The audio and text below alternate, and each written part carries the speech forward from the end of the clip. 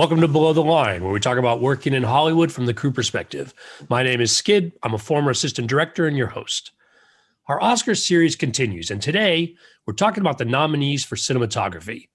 Returning to the show is David Tuttman, also known as Tut. Tut, you're a New York-based cinematographer, currently working on Wu-Tang, an American Saga, which is available on Hulu. Great to see you. Good to see you, Skid. How you doing? Not bad. This was a lot of fun last year. Let's dive right into it. We'll discuss the 5 nominees in alphabetical order by movie title. For listeners, this is your spoiler warning. First up, Judas and the Black Messiah, cinematography by Sean Bobbitt. What do you think of this one? I really liked this movie. I found it overall entertaining and about a rather important story, considering where we are as a nation right now. So I was looking forward to it before it came out, and I found it entertaining and I found it particularly visually entertaining, I must say. I thought they used their wide aspect ratio really nicely. They definitely had a period-inspired look that, you think about. It was shot digitally like all of our nominees are this year, but it really did have an authentic kind of inspired filmic look to me. Great high contrast, kind of an interesting green patina, which I always enjoy. Heavy color grading, really powerful wide shots, not a ton of close-ups, but when they used them really well. Shot with Alexa large format LFs and mini LFs in 4K with ARRI DNA lenses. I think Sean Bobbitt really did a nice job with what he called heightened naturalism and big lights, modern day lights, Astereotubes. He shot for the color grade, knowing that he'd do a lot in post-production, and it really seemed to work. Hey, Dave, one thing you mentioned, green patina. I don't think I know what that refers to. Well, just the notion, there were times where the color green just really played in the movie, and it's very true to period aside from anything, and the burgeoning fluorescent lighting of the era. That green to me really plays, and it's always an interesting sheen. I try to favor it. My show's kind of period as well, and I very much enjoy injecting that kind of green light into things. The world is not monochromatic, and I think this movie really wants to explore that in certain ways. And you also talked about the sort of heightened realism. That's interesting because I also noticed something about this film where it felt like a conscious choice to sort of have things pop. Talk to me more about that, or kind of what caught your eye. Well, again, talking about that green patina or the overall color saturations, the graininess of the film, I think all of that contributes in a way, even though it's not real, to an authenticity in its storytelling. So the heightened colors, the subdued colors for like J. Edgar Hoover and their foes, it all in a way goes to further the storytelling and in a way set a certain type of vibrance and tension to our hero. Anything else about this film that we should review? I just thought it was a really strong piece of work. I thought Shaka King, he did a really good job. Great acting. I found there was a lot of night work in the movie, and people fell in and out in terms of their visibility. And I think that's a really great ploy in terms of bringing an audience in and developing tension. I just think that overall it was a really thoughtful, well-executed movie. Let's move on to the next film on our list. That would be Mank, cinematographer Eric Messerschmidt. Well, first of all, there was an active decision on David Fincher's part to shoot the movie black and white. They decided not to shoot film, which is definitely a David Fincher decision. He's a big fan of reds, and indeed they did use a red camera. David, what's a red camera? Red is a brand of camera. This one is an 8K camera, which is just a huge amount of information per frame. Basically 8,000 pixels across, if I'm describing it correctly, and it's pretty darn remarkable. The level of definition one gets. I mean, honestly, as a cinematographer, I think it's in television particularly, I think it's an overkill situation. We're getting into a realm where we're going to run out of storage space someday. I don't know. That's a joke, but it's a fascinating conundrum for cinematographers because of the amount of information. You have to rely in a way on your post-production facility to really help you out because there's too much information to handle at times. So they basically took a red camera that's stripped of its color filtration on the top of the chip that records, that takes in the light information. And it becomes a black and white camera, which records basically luminance. And with that, you then will throw a lookup table on it to start giving yourselves a black and white look off of that luminance. So immediately, this is a movie that distinguishes itself technically from almost any other that's been nominated previously. The things that they were really concerned with, because of course this is a movie about the making of an immortal movie, Citizen Kane, they wanted to make sure that they could emulate the grain and sense of depth, the contrast, and the deep focuses. Deep focus is definitely something you can do in video more readily than you can with film. But Eric Messerschmidt did indeed shoot this movie mostly at an 11. So he had a nice deep stop almost all the time.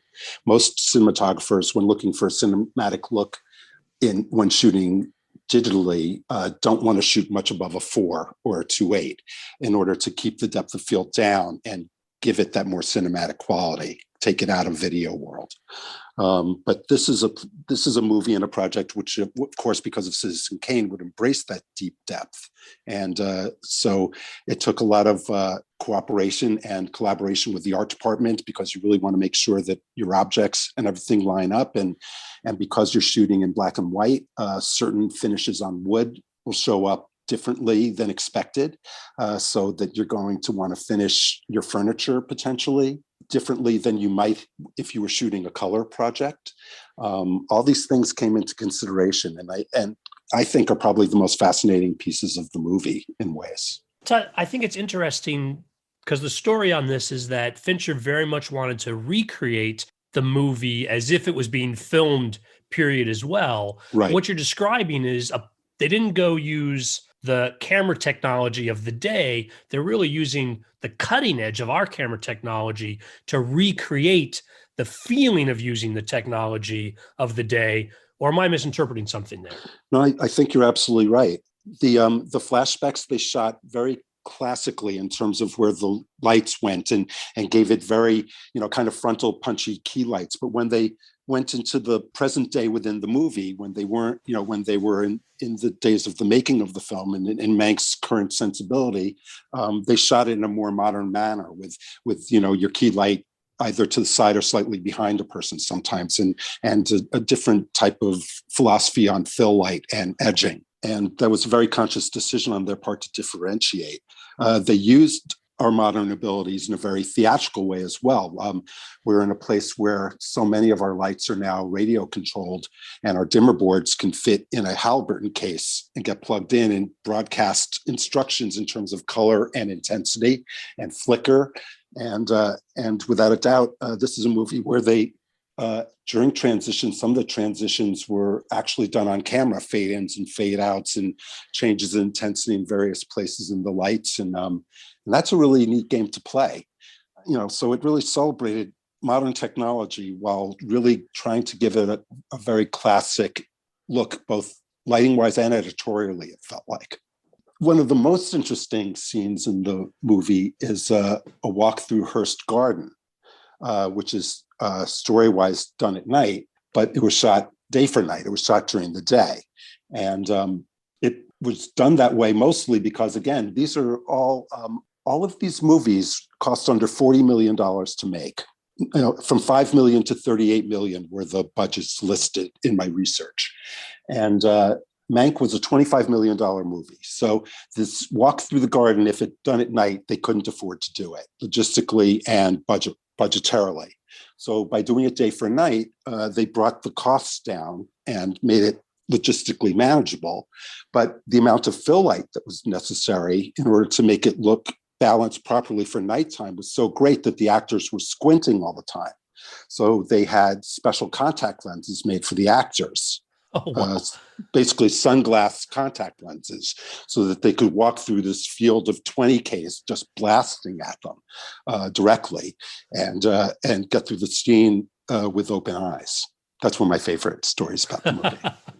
And I did not realize that this movie was made for 25 million. I would have almost guessed that was at the high end of the scale on this, but it sounds like they made a lot of decisions that actually, again, conserve the movie. I mean, you're using modern technology and approaches, but you're also trying to create what is a small or intimate film, and shooting day for night would not be unheard of in that time period. Yeah, it's a nifty. Exactly. It was done a lot in those days, and a nifty idea. Probably very tough to do. I've done a very little of it, but I happily was.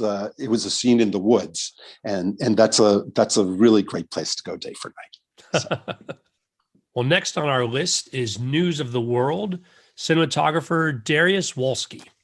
This is actually the movie that I've seen most recently and is the highest budget of our nominees at $38 million, which, when you think about it in terms of what we know in terms of $200 million movies and all that stuff, it's really pretty tame. It's I thought, a strikingly beautiful movie, beautiful broad landscapes, while really being a movie that's shot in terms of character in close-up. I thought it was a beautiful balance of getting out there with the intimacy of our characters. The movies, The Searcher and The Assassination of Jesse James, were both inspirations. They both come through really beautifully in terms of intercultural tension and just beauty of cinematography, aside from anything in vistas. And I must say that I thought it was Tom Hanks' best performance in a really long time. I really thought he was the least Tom Hanks, in a way, of any of the movies I've seen him in of late.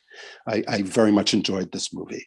It was shot with the Arri Alexa large format and mini large format movies with Panavision vintage 65s and Angenieux zoom lenses. I'm a big fan of the Angenieux zooms as a cinematographer. I really think they hold their own, and they're lightweight, other than the big 10-to-1, but they enable a movie which was tremendously handheld and Steadicam to go with a variety of focal lengths very quickly. I imagined that it was a very arduous and physical job. There were mountainside shoots and in crevasses on hillsides and real mountain climbing to get gear up, and knowing that you could rely on a couple of lenses to really cover your bases must have been a huge consideration, and I think it worked very well.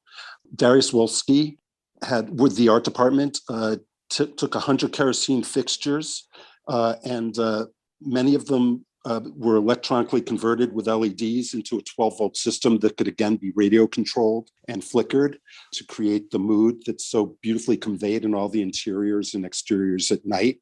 They feel tremendously practically driven. You really feel as if the lanterns and the fires are truly the lighting source. And I think for the most part, they are, at the very least, spiritually. And I'm sure there's some supplementation, but it's really artfully done on the dark end, while also being a movie that isn't afraid to shoot their actors in full sun, and beautifully so. I thought technically it took the range of a digital camera and really explored it as best one could. That was really well done. It's very interesting to talk about the range of scenes on this. You're right that there's these full daylight, but there's also a lot of night and dark scenes as well. A scene like where they have those crowds at night, that's got to be an enormous undertaking. I think it's always tough to keep things visibly invisible, is how I would put it, at least in terms of the background. That's always, to me, a very delicate art in night lighting. It shows how important it is to have a great collaboration with your production designer, with the art department, especially in this day and age of video shooting. The cameras are so sensitive. The Alexas are basically an 800 ASA camera, but I'm shooting right now with a 2500 ASA base camera, if I care for it to be. And the amount of sensitivity, the dynamic range is really something. In video, it's particularly important to protect your highlights, whereas in film, I'd say you're really worried about protecting your downside. And these were all films that had a downside that was really nicely stretched and explored by the digital world, but it never lost control of the brightness. There were a couple of shots in News of the World where they're in their carriage rolling, and in the background is this backlit, hot, muddy, watery dirt. And it's very shiny. And I was really impressed by that shot because they just held the edge. It was barely in control, but it was beautifully in control with everything else we saw there. And that's not an easy thing to achieve. I thought that there was a really, really fine balance achieved in this movie. Let's move on to our next film, which I'm guessing is at the other end of our budget scale, and that's Nomadland, cinematographer Joshua James Richards. Yeah, Nomadland. Really interesting. First of all, Joshua James Richard stepped into some controversy, I'd say, with Quentin Tarantino as this movie became more prominent, because Joshua James Richard said that Quentin Tarantino's snobbery towards film as opposed to digital production would mean that a movie like his would never get made. And I understand where he's coming from, in that I think a great movie can be made with any camera. You just have to celebrate its strengths and its limitations, understand them, and use them as best you can to tell your story. And here's a story which was told with a beautiful movie camera, an Alexa Mini, which is nice and light, which is important because this was a completely handheld show, I would think, shot very intimately with very wide lenses, very close to subjects.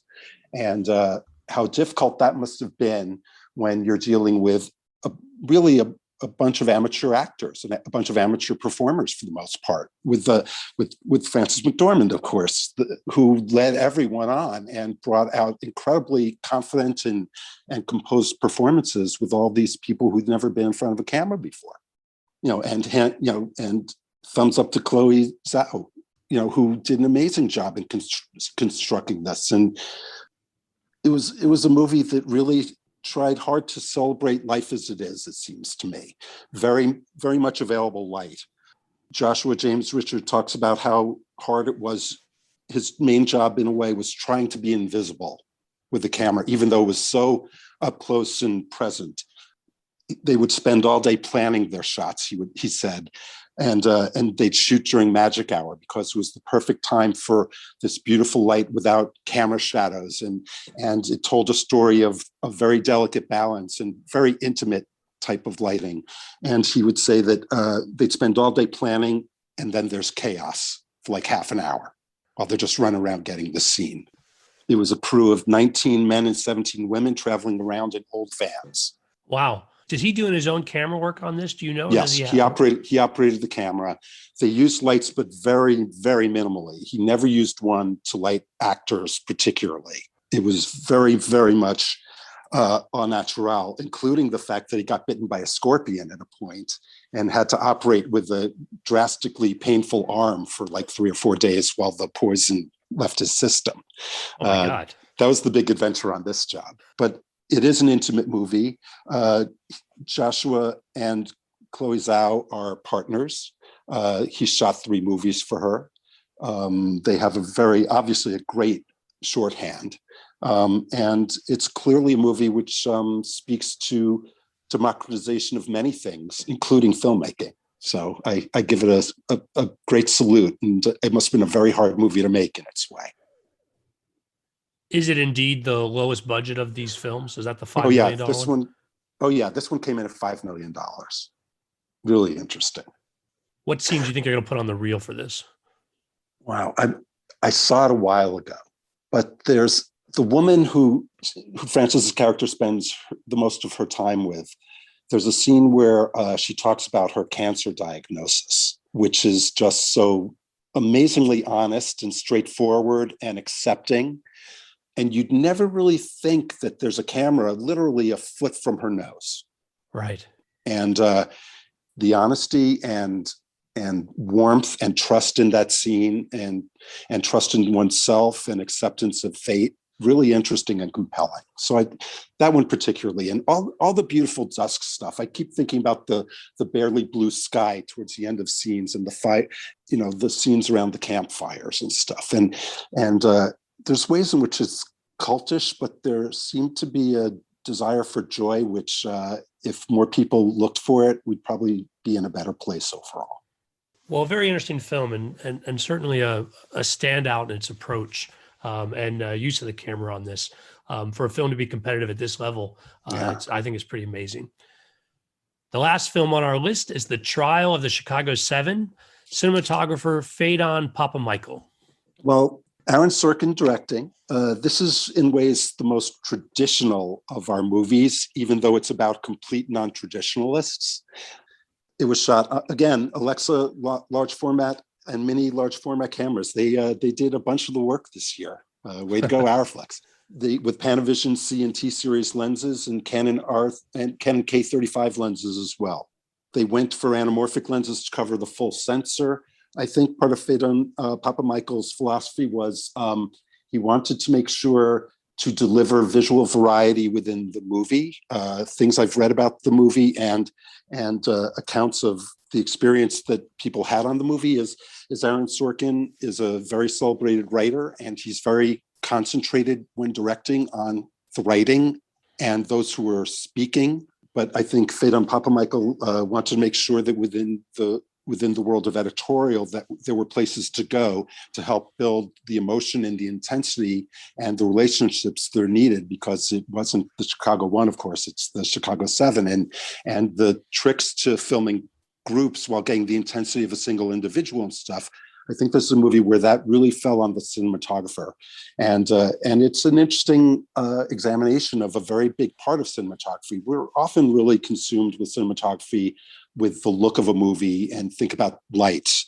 But in ways, for anyone in the camera department, I'd say the most important thing a cinematographer in ways has to think about is the cut. How is something going to cut? And I urge all my focus pullers, all my operators, to think about that as well when shooting, because you have to deliver something that's going to put the audience in the right place. And that is within the context of all these other images that have to come generally, unless you're making rope, and then you have two shots and you don't worry so much about that. But this was a tricky movie. It's a trial movie. So there is some sitting and standing, but it's mostly people sitting, and how to keep that interesting. Part of that, I think, was in the lighting in a story like this. And because there was so much time spent in the courtroom, and he didn't want to be weather dependent and worried about time delays on what, again, was a low budget movie for the type of movie it is, lighting boxes were built for each of the windows in the courtroom. And they were able to set a variety of different looks, from a stormy day to a sunny day to a later day, early day, sun in different places. They could play games with the windows that were totally under their control in a timely manner by spending a little money up ahead. And I thought that was a really interesting thing, because I think Phaedon really knew that he had to create atmosphere and mood to buttress what I think is lacking in the movie, which is a certain type of variety and dynamicism of shots. I can see where he fought that battle. I also understand that because of the budget, they could never fill the courtroom, or they could only do it on certain occasions. So they'd have, instead of 200 extras, he was dealing with 40 or 50 extras. And so he would play games to make the courtroom feel more present at times that they couldn't afford to, or they'd have to jump back and forth and go back to a scene all of a sudden to grab a shot with more people in it. So it was great that he had the lighting boxes, because he could replicate the shot with very little problem on the day. But those were the real tricks on this show, it felt. Giving room for performances. There were some very broad and interesting performances in the movie. Sacha Baron Cohen's always fun to watch, if you ask me. It was a movie that I thought worked really hard to provide a good period look, good distortion in the frame, graininess.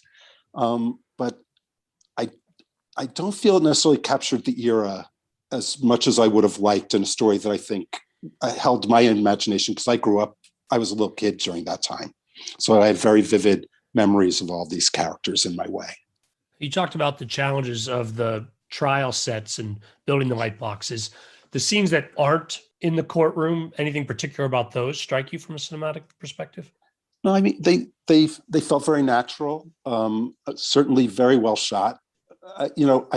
I think that that's a place where Faidon was definitely in charge of moving the camera and making sure that things happened that tried to build dynamicism. There was more room for that out there. But it was a movie that grabbed my attention, in all honesty, less than the others. So, I found it entertaining. A lot of that was performance. But I was hoping for something that had a little more, I don't know, just more of a raconteur type of feeling, a little more subversive. I thought that they could have gone farther in that direction, but that's more of a tonal thing than a cinematography thing. What is an interesting slate of films overall? I think tough to handicap, kind of depending on what the zeitgeist is of Academy voters this year. And it really will be a matter of, what Academy voters take as their preference this year, I think. Truly, some really interesting looks. And it goes from things that are very highly processed and polished and really do tremendous work on the visual look like Mank, to a movie like Nomadland, which really is as bare and unassuming visually in a certain way, and as assuming visually in a certain way with its commitment to that as anything you can see. Really interesting. Is there anything this last year that caught your eye that's not on this list? I don't know. I'd have to get back to you on that one, Skid. I've been shooting my own thing really more than anything the last couple of weeks, and I've been kind of buried in that. So I was able to get to some details on all of these, which made me happy because it's always good to talk to you. But I didn't put much thought into anything outside of these 5 for our little show. All right, well, we'll put a pin in that. Thanks so much for coming on today. This has been a lot of fun, as always. Always good to see you. Take care of yourself. This concludes our second week of Oscar episodes with one more week to go. I hope you've been following along, but if not, subscribing to the podcast is a great way to catch every episode. I really appreciate your feedback. You can send email comments to skid, S-K-I-D, at belowtheline.biz. That's B-I-Z. Please rate us wherever you get your podcasts. It helps us reach new listeners. And new listeners, the best way to peruse previous episodes is at our website, belowtheline.biz. More than 70 episodes available. At some point, we might have featured a favorite show or movie. If you're on Facebook, you can find photos and other behind-the-scenes materials at Podcast Below the Line. And finally, you can follow the podcast on Twitter and Instagram. It's at Pod Below the Line. Thanks to Curtis Five for our music and John Wan for our logo. The logo is available on t-shirts, mugs, and stickers at redbubble.com. Once again, thanks for listening. Be safe out there.